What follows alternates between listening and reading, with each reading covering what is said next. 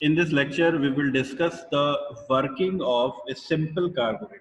In the previous lecture, we have discussed what are the requirements of engine air fuel mixture. Means engine की air fuel mixture की क्या requirements है. तो start करते हैं lecture with the working of a simple carburetor. So this is the diagram of a simple carburetor. पहले हम इसके कंस्ट्रक्शन को डिस्कस करते हैं, कंस्ट्रक्शन किस तरीके की है, और फिर हम इसकी वर्किंग को डिस्कस करते हैं कि कैसे ये वर्क करता है. देखिए कंस्ट्रक्शन में यहाँ पे क्या है, यहाँ से स्टार्ट होता है. ये जो फ्यूल टैंक है, फ्यूल टैंक से यहाँ से फ्यूल आता है. उसके बाद में एक लगा होता है स्ट्रेनर. स्ट्रेनर मतलब एक छलनी टाइप होता है जो फ्यूल को फिल्टर करने के लिए यूज होता है. तो एक स्ट्रेनर होता है. उसके बाद स्ट्रेनर स्ट्रेनर के बाद में यहाँ पे एक वॉल्व होता है. एक वॉल्व लगा होता है जो कि उसकी ओपनिंग और क्लोजिंग को रेगुलेट करता है. देन उसके बाद ये जो बड़ा सा एक चैम्बर दिख रहा है, that is a float chamber. Float chamber में फ्यूल इकट्ठा होता है. Carburettor, float chamber is the part of carburettor. तो फ्यूल टैंक से स्ट्रेनर के थ्रू होते हुए जो फ्यूल है उसका कुछ अमाउंट फ्लोट चैम्बर में इकट्ठा होता रहता है कार्बोरेटर में सप्लाई के लिए. तो फ्लोट चैम्बर से सीधा इसमें सप्लाई हो जाता है यहाँ पे. तो फ्लोट चैम्बर क्या होता है, फ्लोट चैम्बर में फ्यूल इकट्ठा रहता है और उसमें एक फ्लोट पड़ा रहता है. फ्लोट मतलब जो तैरता रहता है, उसमें एक छोटी सी बॉल टाइप की होती है. और ये जो फ्लोट है इस वॉल्व के थ्रू यहाँ पे इस फ्यूल की सप्लाई को रेगुलेट करता है. ठीक है. तो फ्लोट जैसे होता है कि आपने अपने घरों में वाटर जो ऊपर के जो आपके टैंक होते हैं, वाटर टैंक, उसमें आपने देखा होगा कि एक छोटी सी मोटी सी बॉल सी होती है और वो अंदर से होलो होती है. तो उसको बोलते हैं फ्लोट. उस बॉल का काम क्या होता है कि जैसे ही आपका वाटर टैंक फिल हो जाता है, वो जो सप्लाई है वाटर की उसको बंद कर देती है. तो बिल्कुल सेम पर्पस यहाँ पे भी है. वहाँ पे वाटर की सप्लाई को बंद करता है वो फ्लोट, और यहाँ पे फ्यूल की सप्लाई को बंद कर रहा है. तो इस वॉल्व के थ्रू, यहाँ से वॉल्व के थ्रू यहाँ से फ्यूल जो है वो फ्लो हो रहा है. जैसे ही इस फ्लोट चैम्बर में फ्यूल सफिशिएंट क्वांटिटी में हो जाएगा, मतलब ये वाली जो लाइन आपको दिख रही है यहाँ पे, नीचे वाली लाइन, इस नीचे वाली लाइन के लेवल तक फ्यूल आ जाएगा तो फ्लोट ऊपर उठेगा, और फ्लोट ऊपर उठने से ये वाला जो पोर्शन है वो इसको यहाँ से इस वॉल्व को बंद कर देगा. तो फ्यूल सप्लाई यहाँ से बंद हो जाएगी. फिर यहाँ से जो फ्यूल सप्लाई है वो इधर चालू रहेगी. जैसे ही ये वाला जो लेवल है वो नीचे जाएगा तो उसके साथ फ्लोट भी नीचे जाएगा. फ्लोट नीचे जाने के साथ में ये जो वॉल्व है वो यहाँ से ओपन हो जाएगा और फ्यूल की सप्लाई दोबारा से स्टार्ट हो जाएगी. ऊपर में एक वेंट भी दिया गया है. वेंट का पर्पस सिर्फ इतना है, इस छोटे से वेंट का पर्पस, ताकि इस फ्लोट चैम्बर में एटमॉस्फेरिक प्रेशर मेंटेन रहे. तो एटमॉस्फेरिक प्रेशर मेंटेन करने के लिए यहाँ पे एक वेंट दिया हुआ है. अदरवाइज क्या होता है, यहाँ पे फिर वैक्यूम क्रिएट हो जाता है, और जब यहाँ पे वैक्यूम क्रिएट हो जाता है तो फिर फ्यूल के फ्लो में डिफिकल्टी आ जाती है, क्योंकि फ्यूल का जो फ्लो है वो प्रेशर डिफरेंस की वजह से ही यहाँ पे फ्लो होता है. तो अगर यहाँ पे एटमॉस्फेरिक प्रेशर नहीं रहेगा तो फ्यूल के फ्लो में प्रॉब्लम हो जाएगी. तो एक बेंट यहाँ पे छोटा सा दिया हुआ है. तो यहाँ से फ्यूल की सप्लाई होती है, यहाँ से फ्यूल की सप्लाई इधर आ जाती है. यहाँ पे क्या है, ये आपका एक वेंचुरी थ्रॉट, एक वेंचुरी मीटर यहाँ पे लगा हुआ है. इस वेंचुरी में ये वाला जो पोर्शन है उसको वेंचुरी थ्रॉट बोलते हैं. ये बेसिकली एक डक्ट है जो हॉरिजॉन्टल रहती है, ये वर्टिकल नहीं होती, ये हॉरिजॉन्टल होती है. तो इस हॉरिजॉन्टल में यहाँ पे एक वेंचुरी थ्रॉट लगा हुआ है. इस वेंचुरी थ्रॉट में ही इस फ्लोट चैम्बर से एक, यहाँ से एक पाइप के थ्रू एक डिस्चार्ज नोजल है जहां से फ्यूल डिस्चार्ज होता है. और इस पूरे के पूरे पाइपलाइन में सबसे स्टार्टिंग में जहां से एयर बिल्कुल इन करती है, वहां पे एक चोक वॉल्व होता है. चोक वॉल्व जो आपकी बाइक्स पे लगा रहता है, चोक जिसको बोलते हैं सिंपली. तो एक चोक वॉल्व होता है, ये एक बटरफ्लाई टाइप का वॉल्व होता है जो एयर की सप्लाई को रेगुलेट करता है. और सबसे लास्ट में होता है एक आपका थ्रोटल वॉल्व. थ्रोटल वॉल्व आपका एक्सीलेटर के साथ में कनेक्टेड रहता है. तो एक्सीलेटर को जैसे ही आप उसको पुश करते हैं, पुल करते हैं, एक्सीलेटर को मतलब बढ़ाते हैं, इंक्रीज करते हैं उसकी स्पीड को इंक्रीज करने के लिए, तो ये जो वॉल्व है वो धीरे धीरे खुलता जाता है. स्टार्टिंग में जब आपका थ्रोटल जो है या एक्सीलेटर जो है वो बिल्कुल भी आपने एक्सीलेटर नहीं दिया हुआ, तो उस टाइम पे ये जो थ्रोटल वॉल्व है ये बिल्कुल बंद होता है. और जैसे जैसे आप एक्सीलेटर देते हैं, व्हीकल को एक्सीलरेट करने की कोशिश करते हैं, ये वॉल्व धीरे धीरे ओपन होता रहता है. तो ये वाला जो वॉल्व है ये भी बिल्कुल सेम इसी तरह का वॉल्व होता है जैसे चौक वॉल्व होता है, बटरफ्लाई टाइप का वॉल्व होता है. और ये कंट्रोल करता है एयर फ्यूल मिक्सचर को, की सप्लाई को. तो यहाँ पे एयर फ्यूल मिक्सचर प्रिपेयर होने के बाद कितना आगे जाना है वो रेगुलेट करता है, वो उसको मेंटेन कंट्रोल करता है थ्रोटल वॉल्व आपका. तो थ्रोटल वॉल्व एक्सेलेरेटर से कंट्रोल होता है, और चोक वॉल्व के लिए डायरेक्टली आप उसमें एक अरेंजमेंट रहता है जिससे आप चोक वॉल्व को ओपन या क्लोज कर सकते हैं। तो दिस इज द कंस्ट्रक्शन। ये जो अरेंजमेंट है, ये वाली जो अरेंजमेंट है, ये आइडलिंग अरेंजमेंट है। मैंने बताया कि अभी इंजन की जो एयर फ्यूल मिक्सचर की रिक्वायरमेंट्स हैं वो तीनों रेंज में अलग अलग है। आइडलिंग रेंज में अलग है, क्रूजिंग रेंज में अलग रिक्वायरमेंट है, और पावर रेंज में उसकी अलग रिक्वायरमेंट है। तो आइडलिंग रेंज में इंजन की रिक्वायरमेंट्स को फुलफिल करने के लिए एक अलग से आइडलिंग अरेंजमेंट दिया हुआ है, अलग से आइडलिंग एडजस्टमेंट यहाँ पे कार्बोरेटर में प्रोवाइड किया जाता है। ठीक है, क्योंकि carburettor is not sufficient to provide directly the rich mixture in the idling range. तो आइडलिंग रेंज में क्योंकि रिच मिक्सचर चाहिए होता है, तो रिच मिक्सचर डायरेक्टली यहाँ इस वेंचुरी थ्रोट के थ्रू वो नहीं डिलीवर कर सकता, इसलिए अलग से उसको मिक्सचर को रिच करने के लिए आइडलिंग अरेंजमेंट यहाँ पे दी हुई होती है। ठीक है, ये वाली जो डक्ट होती है ये तो हॉरिजॉन्टल होती है, लेकिन इस हॉरिजॉन्टल डक्ट में इस फ्लोट चैम्बर से ये जो फ्यूल डिस्चार्ज नोजल आ रहा है ये इसमें वर्टिकल पोजीशन में होता है। ठीक है, तो एक पोजीशन, जिस पोजीशन में ये फ्यूल का लेवल फ्लोट चैम्बर में मेंटेन रहता है, ये नीचे वाली लाइन यहाँ पे शो कर रही है, और जहां पे जिस पोजीशन पे फ्यूल इस फ्यूल डिस्चार्ज नोजल से बाहर निकल रहा है ये ऊपर वाली लाइन शो कर रही है।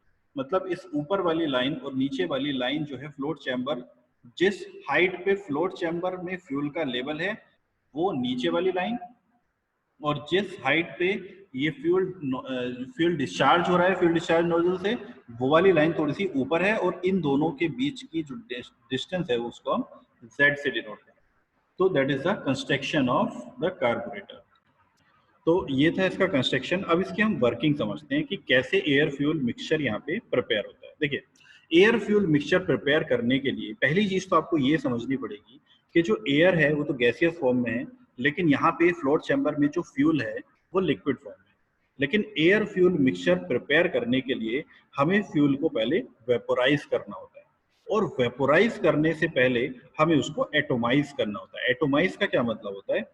एटोमाइज जो वर्ड है वो एटम से लिया गया है। Atom is the smallest particle of A substance.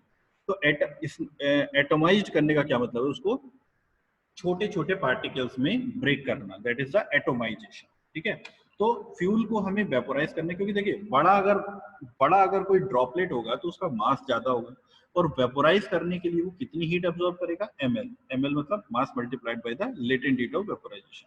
तो लेटेंट हीट ऑफ वेपोराइजेशन तो फिक्स है, अगर मास कम होगा तो कम हीट में वो जल्दी से वेपोराइज हो जाएगा, और अगर मास ज्यादा होगा तो ज्यादा हीट लेगा उसको वेपोराइज होने के लिए। इसलिए हम क्या करते हैं, पहले उसको एटोमाइज करते हैं, और एटोमाइज करने के लिए हमने यहाँ पे क्या लगाया है? फ्यूल डिस्चार्ज नोजल लगाया है।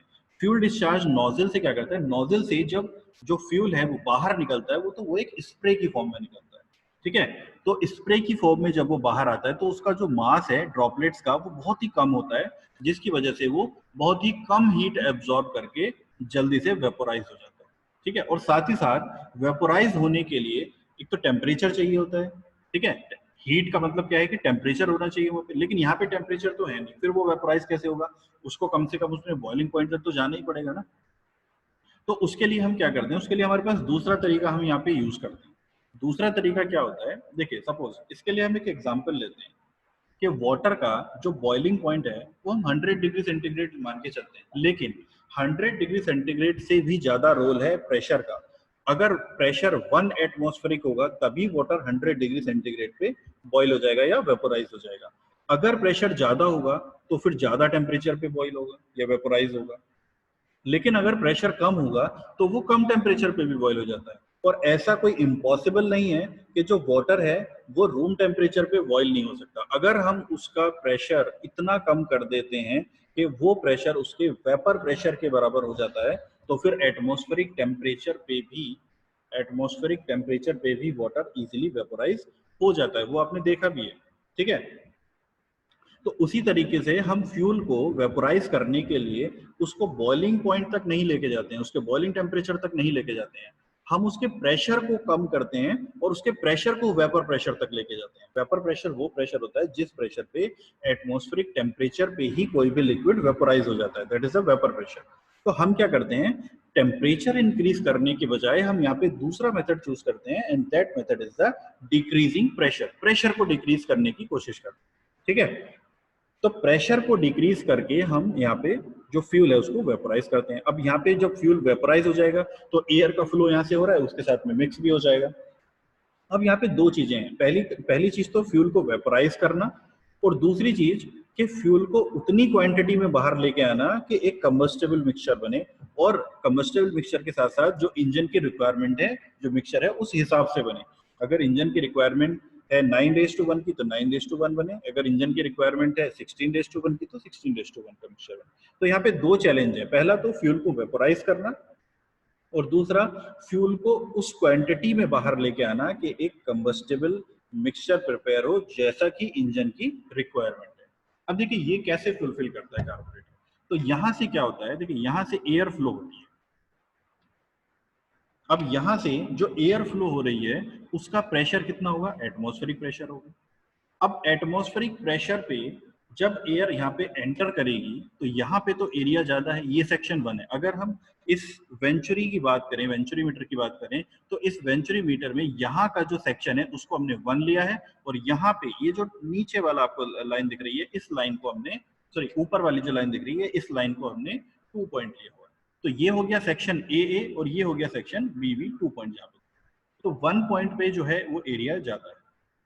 अब आप याद करिए वेंचुरी जो आपकी जो बर्नौलीज इक्वेशन होती है या वेंचुरी मीटर में जो आप इक्वेशन यूज करते हैं, तो वेंचुरी मीटर में आप किस तरह की इक्वेशन यूज करते हैं कि जहां पे एरिया ज्यादा होता है वहां पे वेलोसिटी कम होती है। अगर हम यहाँ पे कंटिन्यूटी इक्वेशन लगाते हैं पहले, तो कंटिन्यूटी इक्वेशन से a1 ρ1 a1 v1 is equal to ρ2 a2 v2 से अगर हम देखें, ρ1 a1 v1 is equal to ρ2 a2 v2 से अगर हम देखते हैं, तो जहां पे आपका यहाँ पे क्योंकि एयर आ रही है इसलिए हमने एयर जो है वो कैसी होती है, कंप्रेसिबल फ्लूइड होती है, तो रो को भी साथ में लेकर चलना पड़ेगा। तो जहां पे एरिया ज्यादा है वहां पे वेलोसिटी कम होगी, और जहां पे एरिया कम है वहां पे वेलोसिटी ज्यादा होगी। तो एयर जो है वो एटमॉस्फेरिक प्रेशर से आ रही है और एटमॉस्फेरिक वेलोसिटी से भी आ रही है, जो भी उसकी वेलोसिटी रही हो एटमॉस्फेयर में, और यहाँ से जब एंटर करने के बाद वो वेंचुरी थ्रॉट पे एयर पहुंचती है, तब वेंचुरी थ्रॉट पे एरिया कम होने की वजह से उसकी वेलोसिटी इंक्रीज हो जाती है। ठीक है, तो एरिया कम होने की वजह से एयर की वेलोसिटी इंक्रीज हो जाती है वेंचुरी थ्रॉट पे। अब हम आते हैं बर्नौलीज इक्वेशन। बर्नौलीज इक्वेशन के अकॉर्डिंग आपको ये पता होगा कि अगर बर्नौलीज इक्वेशन के हिसाब से, देखिए ये जो है हॉरिजॉन्टली है, बर्नौलीज इक्वेशन क्या होती है, P1 plus V1 square by 2 plus GZ1 is equal to P2 plus P2 plus V2 square by 2 plus GZ। ठीक है, तो इसको हम आइसेंट्रोपिक प्रोसेस मान लेते हैं, 1 से लेकर 2 तक जो प्रोसेस है उसको आइसेंट्रोपिक मान लेते हैं, मतलब कोई हीट ट्रांसफर नहीं है, कोई वर्क ट्रांसफर तो वैसे भी नहीं है यहाँ पे, और हीट ट्रांसफर अगर हम आइसेंट्रोपिक मान लेंगे तो कोई हीट ट्रांसफर भी नहीं है। ठीक है, अब ये जो है जो डक्ट है वो हॉरिजॉन्टल है। ठीक है, डक्ट जो है वो हॉरिजॉन्टल है। किस तरीके की होती है डक्ट, देखिए यहाँ पे इस तरीके की होती है डक्ट, हॉरिजॉन्टल डक्ट होती है। ठीक है, तो ये जो हॉरिजॉन्टल डक्ट है इसमें Z1 वाली जो टर्म है वो तो नेग्लेक्ट हो गई। अब जब Z1 वाली टर्म नेग्लेक्ट होगी तो क्या बचा, P1 plus V1 square by 2 is equal to P2 plus V2 square by 2। अब इस इक्वेशन से P1 plus V1 square by 2 जो कंडीशन है वो तो यहाँ इस 1 पॉइंट की कंडीशन है, एटमॉस्फेरिक कंडीशन हम उसको ले सकते हैं, यानी कि P1 जो प्रेशर है वो एटमॉस्फेरिक प्रेशर है, और V1 जो वेलोसिटी है वो एटमॉस्फेयर से जिस वेलोसिटी पे भी एयर आ रही है वो velocity is equal to P2 plus V2 square by 2। देखिए यहाँ से साफ है, P1 plus V1 square by 2 का सम जो है वो P2 plus V2 square by 2 के सम के बराबर होना चाहिए। ठीक है, लेकिन अगर V1 जो वेलोसिटी थी जब वेंचुरी थ्रॉट पे आएगी तो वेलोसिटी तो इंक्रीज हो जाएगी। इसका मतलब जो वेलोसिटी V1 स्क्वायर बाई 2 थी उसकी वैल्यू अब इंक्रीज हो गई V2 स्क्वायर बाई 2 में, तो P1 की वैल्यू डाउन हो जाएगी और P2 की वैल्यू डाउन हो जाएगी, और P1 की जो वैल्यू थी वो तो पहले से ही एटमॉस्फेरिक प्रेशर थी।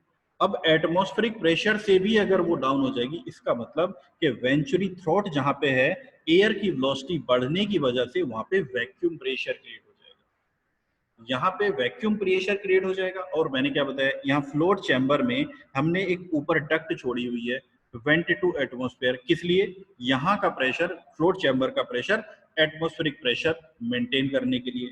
Fluid flow, natural fluid flow जो होता है वो हाई प्रेशर से लो प्रेशर की तरफ होता है। यहाँ पे प्रेशर एटमॉस्फेरिक प्रेशर है फ्लोट चैम्बर में, और वेंचुरी थ्रोट का जो प्रेशर है वो वैक्यूम प्रेशर हो गया। तो प्रेशर डिफरेंस की वजह से फ्यूल फ्लो होना स्टार्ट हो जाएगा फ्यूल डिस्चार्ज नोजल से। फ्यूल डिस्चार्ज नोजल, नोजल हमने क्यों लगाया, क्योंकि हमें वहां पे एटोमाइजेशन करना है। तो फ्यूल जैसे ही बाहर आएगा एटोमाइज हो जाएगा, एटोमाइज हो जाएगा, एटोमाइज छोटी छोटी ड्रॉपलेट्स में कन्वर्ट रहेगा। प्रेशर कैसा है, वैक्यूम है, यानी कि नेगेटिव प्रेशर है, तो वो क्या हो जाएगा, उस नेगेटिव प्रेशर की वजह से वेपोराइज भी हो जाएगा। वेपोराइज होने के बाद में यहाँ पे जो है वो एयर फ्यूल मिक्सचर प्रिपेयर हो जाएगा। ठीक है, अब एयर फ्यूल मिक्सचर प्रिपेयर हो जाएगा तो उससे वो जो मिक्सचर है वो आगे थ्रोट वाल्व के थ्रू यहाँ से आगे सप्लाई हो जाएगा इंजन सिलेंडर। ठीक है, अब मैं उस बर्नौलीज इक्वेशन पे वापस आता हूँ। P1 plus V1 square by 2 is equal to P2 plus V2 square by 2। अब देखिए P1 जो है वो तो एटमॉस्फेरिक प्रेशर है। अब मैं एक न्यूमेरिकल वैल्यू से आप लोगों को समझाता हूँ कि P1 जो है वो तो एक एटमॉस्फेरिक प्रेशर है। एटमॉस्फेरिक प्रेशर की वैल्यू कुछ भी ले लीजिए आप, एटमॉस्फेरिक प्रेशर की वैल्यू सपोज एक वैल्यू मैं अलग से लेके चलता हूँ, एटमॉस्फेरिक प्रेशर की वैल्यू नहीं ले रहा हूँ, तो P1 की वैल्यू को मैं 10 ले लेता हूँ और V1 स्क्वायर बाई 2 की वैल्यू को मैं 8 ले लेता हूँ। तो 10 प्लस 8 18 हो गया, इज इक्वल टू अब RHS में जो है उसका सम भी 18 होना चाहिए। तो इनिशियली सपोज उसका सम 18 है, P2 भी 10 है और V1 स्क्वायर बाई 2 भी 8 है। अब जैसे ही जो एयर की वेलोसिटी है वो वेंचुरी थ्रॉट पे पहुंचती है तो वेलोसिटी तो इंक्रीज हो जाती है, मतलब 8 से हो जाएगी वो 10। इसका मतलब अगर वो 8 से 10 हो गई V2 स्क्वायर बाई 2 तो P2 कितना बचा 8, यानी कि प्रेशर डाउन हो गया। प्रेशर डाउन होने की वजह से यहाँ पे फ्लूइड फ्लो स्टार्ट हो गया, यानी कि यहाँ पे जो प्रेशर था फ्लोट चैम्बर के अंदर वो तो 10 था और वेंचुरी थ्रॉट पे जो प्रेशर है वो 8 रह गया।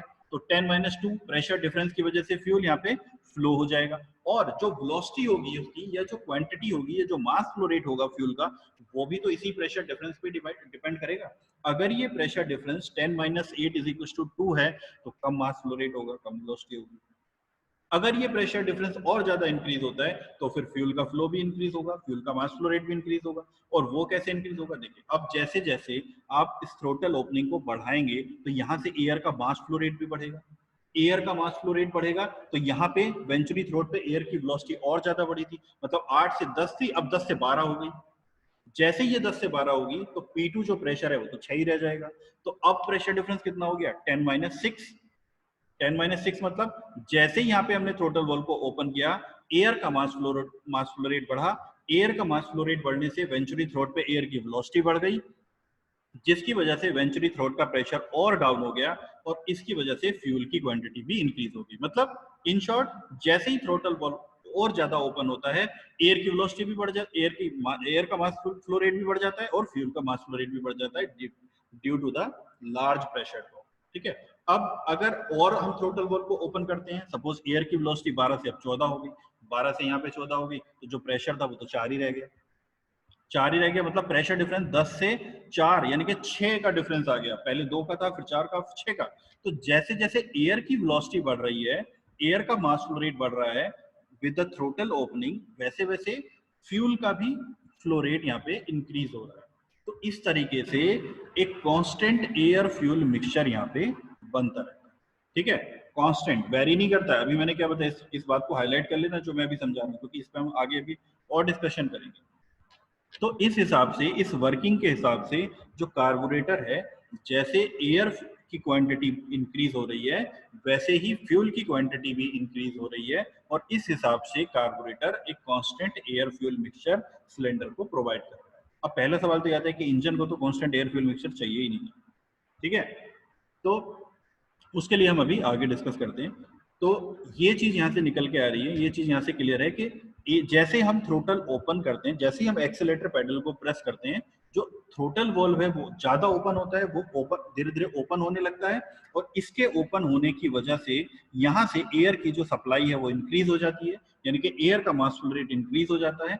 एयर का मास फ्लो रेट इंक्रीज होने से यहाँ की वेलोसिटी इंक्रीज होती है, यहाँ का प्रेशर कम होता है, यहाँ का प्रेशर कम होने से फ्यूल का मास भी इंक्रीज हो जाता है और एयर के अकॉर्डिंगली, जितनी एयर आ रही है उसके अकॉर्डिंगली फ्यूल का मास भी इंक्रीज हो जाता है और एक constant air fuel mixture carburettor provide करता रहता है इंजन। तो आगे देखते हैं कि इंजन को जो एयर फ्यूल मिक्सचर की रिक्वायरमेंट है उसके हिसाब से वो कार्बोरेटर कैसे उसको फुलफिल कर रहा है। तो अभी तक जो हमने कार्बोरेटर की वर्किंग देखी उसके हिसाब से जो कार्बोरेटर है वो एक constant air fuel mixture cylinder को प्रोवाइड कर रहा है। लेकिन आइडलिंग रेंज का क्या, जहां पे मिक्सचर रिच चाहिए, तो कार्बोरेटर जो है इस डक्ट के थ्रू, या जो वर्किंग हमने अभी समझाई, इस डक्ट के through rich mixture idling range में इंजन को प्रोवाइड करने के लिए सफिशिएंट नहीं था। तो उसके लिए हमने एक अलग से पाइपलाइन बिछा दी, जिससे कि ज्यादा फ्यूल यहाँ से एंटर कर सके। यानी कि ये वाली जो आइडलिंग एडजस्टमेंट है, अगर जब आप इसका डायग्राम को ध्यान से देखेंगे या जब आप इस डायग्राम को ड्रॉ करेंगे, तो ये वाली जो आइडलिंग एडजस्टमेंट है, इसको आप हमेशा थ्रोटल वॉल्व के बाद में यहाँ पे एग्जिट करेंगे। तो थ्रोटल की ओपनिंग और क्लोजिंग का फर्क ही नहीं पड़ता आइडलिंग रेंज में। आइडलिंग रेंज वो वाली रेंज होती है जब आप जैसे कभी सिग्नल पे खड़े होते हैं, आपने बिल्कुल भी एक्सीलरेटर पेडल प्रेस नहीं किया हुआ, तो आपकी जो थ्रोटल वॉल्व है ऑलमोस्ट क्लोज्ड है, ऑलमोस्ट क्लोज्ड है, पूरा क्लोज नहीं है। तो यहाँ से जो एयर फ्यूल मिक्सचर यहाँ से जा रहा है वो रिच नहीं होगा। तो उसको रिच करने के लिए या फिर सफिशिएंट क्वांटिटी में वहां पे मास भेजने के लिए, क्योंकि थ्रोटल वॉल्व ओपन ही नहीं है, तो यहाँ से मास भी बहुत कम जा रहा होगा। तो एक कंबस्टिबल मिक्सचर वहां पे सिलेंडर में पहुंच जाए, इसलिए उसके लिए मिक्सचर को हमें रिच करना पड़ेगा। रिच करने के लिए यहाँ पे एक अलग से आइडलिंग एडजस्टमेंट दी हुई है। आइडलिंग एडजस्टमेंट उस केस में क्या होता है, जब थ्रोटल ओपनिंग बंद होती है। तो थ्रोटल ओपनिंग देखिए, जब थ्रोटल ओपनिंग ऑलमोस्ट यहाँ पे बंद होती है, तो थ्रोटल ओपनिंग के बाद क्या है, थ्रोटल ओपनिंग के बाद होती है इनटेक मैनिफोल्ड। थ्रोटल ओपनिंग के बाद होती है थ्रोटल वॉल्व के बाद होता है इनटेक मैनिफोल्ड, और इनटेक मैनिफोल्ड के बाद होता है आपका सिलेंडर सीधे इनलेट वॉल्व के थ्रू। तो जब आपका ये थ्रोटल वॉल्व बंद होगा, तो जैसे ही पिस्टन टीडीसी से बीडीसी की तरफ मूव करेगा, सिलेंडर के अंदर हो जाएगा वैक्यूम और इनलेट वॉल्व होगा ओपन। तो उस वैक्यूम का जो असर है या जो इफेक्ट है, वो इस थ्रोटल वॉल्व के यहाँ तक पहुंच जाएगी। ये तो बंद है, इसके आगे तो नहीं जाएगा। तो ये जो थ्रोटल वॉल्व जब बंद रहेगा, तो उस वैक्यूम का असर इस पोर्शन तक आ जाएगा। यहाँ पे जो ये एरो बने हुए हैं ना, थ्रोटल वॉल्व के जस्ट बाद इनलेट मैनिफोल्ड में उसका असर आएगा उस वैक्यूम। और जैसे जैसे वो वैक्यूम, जैसे जैसे पिस्टन टीडीसी से बीडीसी की तरफ और नीचे की तरफ मूव करेगा, जो वो वैक्यूम है वो और ज्यादा स्ट्रांग हो जाएगा। यानी कि अगर हम एटमॉस्फेरिक प्रेशर 1 बार की बात करें, तो जो जो वैक्यूम वहां पे क्रिएट हो रहा है वो लगभग 0.3 बार या 0.2 बार के आसपास में रहेगा। तो इतने ज्यादा वैक्यूम क्रिएट होने की वजह से यहाँ से क्या होगा, क्योंकि ये वाला वॉल्व तो बंद रहेगा थ्रोटल पोजीशन उस समय पे आइडलिंग रेंज में, तो क्या होगा कि यहाँ से ये जो अरेंजमेंट यहाँ पे दी हुई, यहाँ से एयर आना स्टार्ट हो जाएगा। अब जब यहाँ से जब एयर स्टार्ट होगी, तो यहाँ पे भी प्रेशर ड्रॉप होगा। यहाँ पे दिया हुआ आइडलिंग एयर रेस्ट्रिक्शन, तो यहाँ पे प्रेशर ड्रॉप होगा, तो ये एक अलग से फ्यूल के लिए भी सप्लाई दी हुई है। जब यहाँ पे प्रेशर ड्रॉप होगा, तो फ्यूल यहाँ से निकलना स्टार्ट हो जाएगा, फ्यूल यहाँ से निकलना स्टार्ट हो जाएगा, और यहाँ से एयर फ्यूल मिक्सचर बन के सीधा थ्रोटल वॉल्व के आगे से निकलेगा। तो इस तरह से आइडलिंग रेंज में एक रिच मिक्सचर कार्बोरेटर सिलेंडर को प्रोवाइड करता है। ठीक है, अब आइडलिंग रेंज में रिच मिक्सचर प्रोवाइड कर दिया, क्रूजिंग रेंज में अपना एक normal constant air fuel mixture provide कर ही रहा था।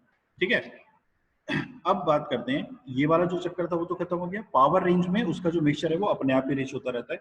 वो हम तब डिस्कस करेंगे जब हम इसका एयर फ्यूल मिक्सचर का डेरिवेशन करेंगे, एयर फ्यूल रेशियो का डेरिवेशन करेंगे। अब बात करते हैं, थ्रोटल वॉल्व भी क्लियर हो गया, अब बचा है सिर्फ चोक वॉल्व। चोक वॉल्व का फंक्शन क्या होता है, देखिए आप लोग जानते हैं कि सर्दियों के टाइम पे ही आप चोक वॉल्व को यूज करते हैं।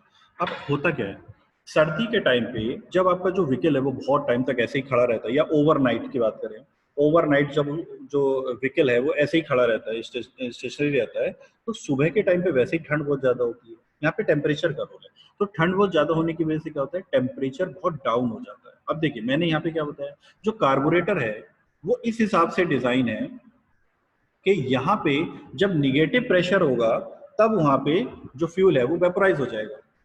अब वेपर प्रेशर तो टेम्परेचर पे डिपेंड करेगा ना। सपोज हमने एक कॉमन टेम्परेचर ले भी लिया कि 20 डिग्री सेंटीग्रेड को आप मान लेते हैं, बाकी 19-20 तो होते रहता है। ठीक है, 20 में 15 भी हो जाएगा, 15 से 25 भी हो जाएगा। तो जो कार्बोरेटर है यहाँ पे इतना प्रेशर ड्रॉप करने में सक्षम है कि अगर हम उसको 20 के लिए डिजाइन कर रहे हैं, तो 15 डिग्री सेल्सियस टेम्परेचर तक भी वो फ्यूल को वेपोराइज कर सकता है। लेकिन सर्दियों में तो बहुत कम हो जाता है। सर्दियों में खास करके रात में और सुबह के टाइम पे तो टेम्परेचर बहुत डाउन होता है। तो टेम्परेचर इतना डाउन हो जाता है कि क्या होता है कि प्रेशर सफिशिएंट नहीं होता फ्यूल को वेपोराइज करने के लिए। तो फ्यूल तो यहाँ से निकल रहा है, लेकिन वो वेपोराइज नहीं हो रहा है। मतलब एयर फ्यूल मिक्सचर तो तब बनेगा ना जब फ्यूल वेपोराइज होगा। तो अगर हमने फ्यूल की क्वांटिटी ज्यादा दे भी दी, लेकिन अगर वो लिक्विड फॉर्म में रह गया, वेपोराइज ही नहीं हुआ, तो फिर एयर फ्यूल मिक्सचर नहीं बन पाएगा। तो उस केस में हम क्या करते हैं, क्योंकि टेम्परेचर ज्यादा कम होने की वजह से यहाँ से फ्यूल जो बाहर निकल रहा है उस प्रेशर डिफरेंस की वजह से फ्यूल बाहर तो निकलेगा, लेकिन वेपर प्रेशर और डाउन हो जाने की वजह से वो वेपराइज नहीं हो पाएगा कुछ क्वांटिटी, और उस कुछ में काफी क्वांटिटी होती है। मतलब अगर जितना फ्यूल भी आ रहा है उसमें से 50% ऑलमोस्ट वेपराइज ही नहीं हो पाता, वो लिक्विड फॉर्म में चला जाता है। ठीक है, तो लिक्विड फॉर्म में ही आगे की तरफ सप्लाई होता रहता है। तो जितना फ्यूल वेपराइज हुआ, एयर फ्यूल मिक्सचर तो उसके साथ बनेगा ना, कंबस्टेबल एयर फ्यूल मिक्सचर तो उसी के साथ बनेगा जो फ्यूल वेपराइज होगा।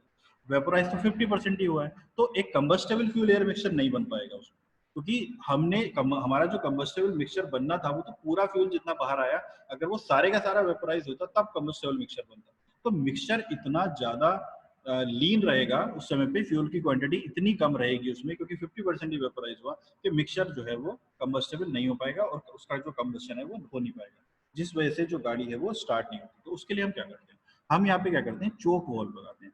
अब ये चोक वॉल्व जो नॉर्मल पोजीशन है ना, नॉर्मल पोजीशन में ही खुला रहता है, और जैसे ही आप उस चोक, जिसको बोलते हैं ना चोक लगा दी मैंने, तो चोक लगाने का मतलब ये होता है कि हमने इस वॉल्व को बंद कर दिया है, खोलना नहीं होता है, बंद करना होता है। तो इसके बंद करने से क्या होता है, इसके बंद करने की वजह से यहाँ पे एक लार्ज वैक्यूम क्रिएट होता है, और जिसकी वजह से यहाँ से ज्यादा फ्यूल बाहर निकलता है। तो उस ज्यादा फ्यूल में भी क्या होता है, लार्ज वैक्यूम क्रिएट होने की वजह से ज्यादा फ्यूल, क्योंकि प्रेशर डिफरेंस ज्यादा हो गया, तो यहाँ पे फ्यूल का मास भी ज्यादा बाहर आएगा। फ्यूल का मास ज्यादा होगा तो एक वेरी रिच मिक्सचर यहाँ पे प्रिपेयर हो जाएगा, और वो रिच मिक्सचर फिर आपका सप्लाई होगा इंजन सिलेंडर में। उसमें भी काफी जो पोर्शन है वो लिक्विड फॉर्म में जाएगा, लेकिन चूंकि फ्यूल का मास बहुत ज्यादा बढ़ गया है, उसकी वजह से एक रिच मिक्सचर बन जाएगा। तो चोक लगाने का मतलब, जो हम सोचते हैं कि हमने फ्यूल की क्वांटिटी को बढ़ा दी, वो हम फ्यूल की क्वांटिटी को बढ़ा तो रहे हैं, लेकिन डायरेक्टली नहीं, इनडायरेक्टली हम बेसिकली क्या कर रहे हैं, हम एयर की सप्लाई को रेस्ट्रिक्ट कर रहे हैं। यहाँ पे एयर की सप्लाई को रेस्ट्रिक्ट करने से यहाँ पे वैक्यूम क्रिएट हो जाता है, और एक लार्ज वैक्यूम क्रिएट होता है, जिसकी वजह से ज्यादा फ्यूल यहाँ पे इस थ्रॉट ये जो वेंचुरी थ्रॉट है, ज्यादा फ्यूल यहाँ पे बाहर निकलता है। लेकिन प्रेशर टेम्परेचर बहुत ज्यादा कम होने की वजह से सारा फ्यूल अभी भी वेपोराइज नहीं हो पाता है, काफी लिक्विड पोर्शन ही सिलेंडर के अंदर एंटर कर जाता है।